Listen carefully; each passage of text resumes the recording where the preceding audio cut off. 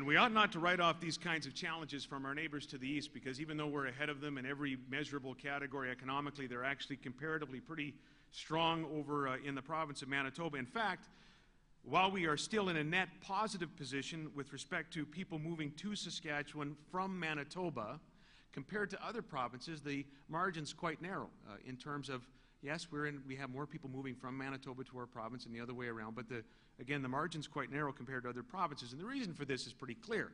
We've had some breaks from correctional facilities here in the province recently. And when people get out, they would like to go home.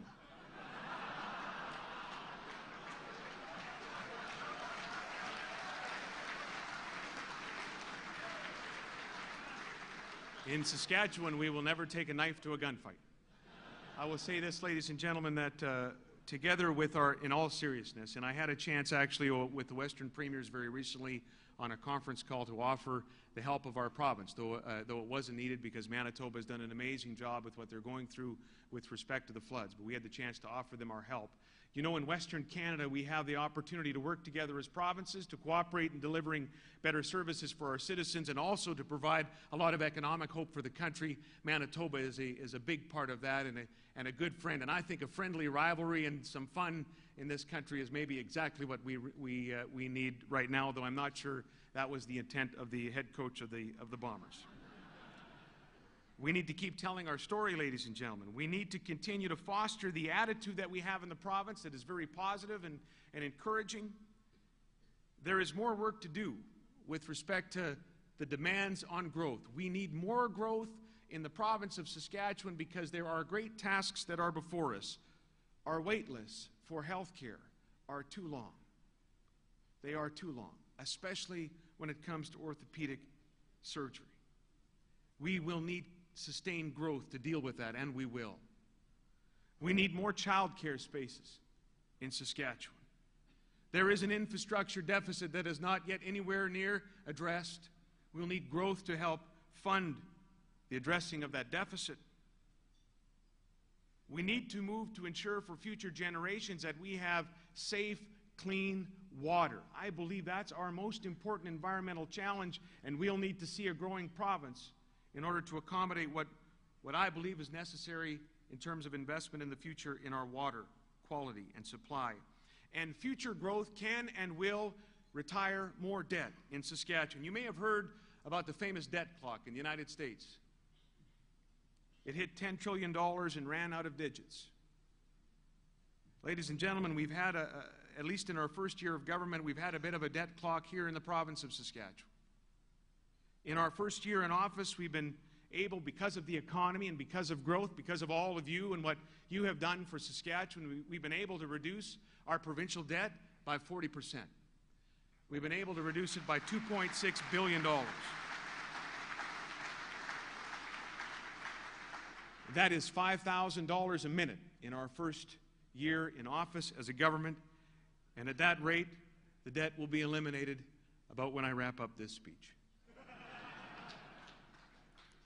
My goal is that one day soon, and very soon, if we get things right, and if we use the proceeds of growth on a priority basis that we have been, that Saskatchewan's debt clock will have exactly one number: 0. I believe that is very much within our reach.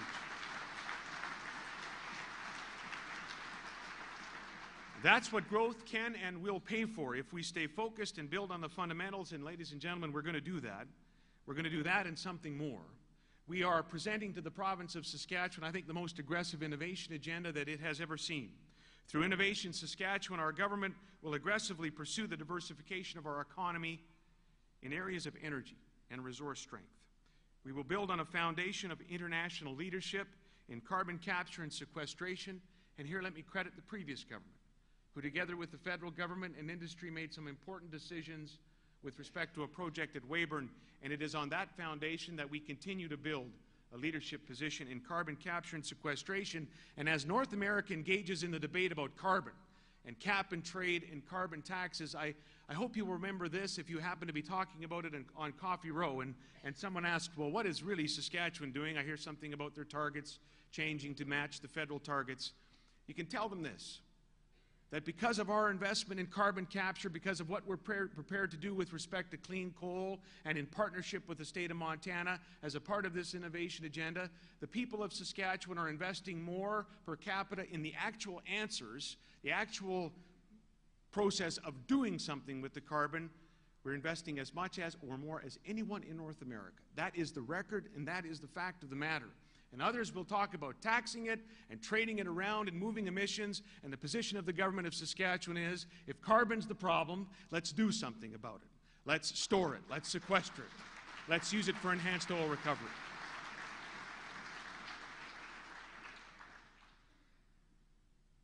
The innovation agenda for the province does include the uranium file as well, ladies and gentlemen, and while Saskatchewan people weigh in on the issue of nuclear power for our province, as they should, we will pursue uranium value-added opportunities in Saskatchewan.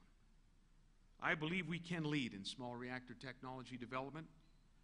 We live in a country where distributed power is important, and perhaps it's time for a Canadianized version of small reactor technology development, which is very close. I believe that the University of Saskatchewan offers the potential partnership and the capacity to be an international center of excellence in nuclear research, in nuclear medicine, maybe even in the production of medical isotopes.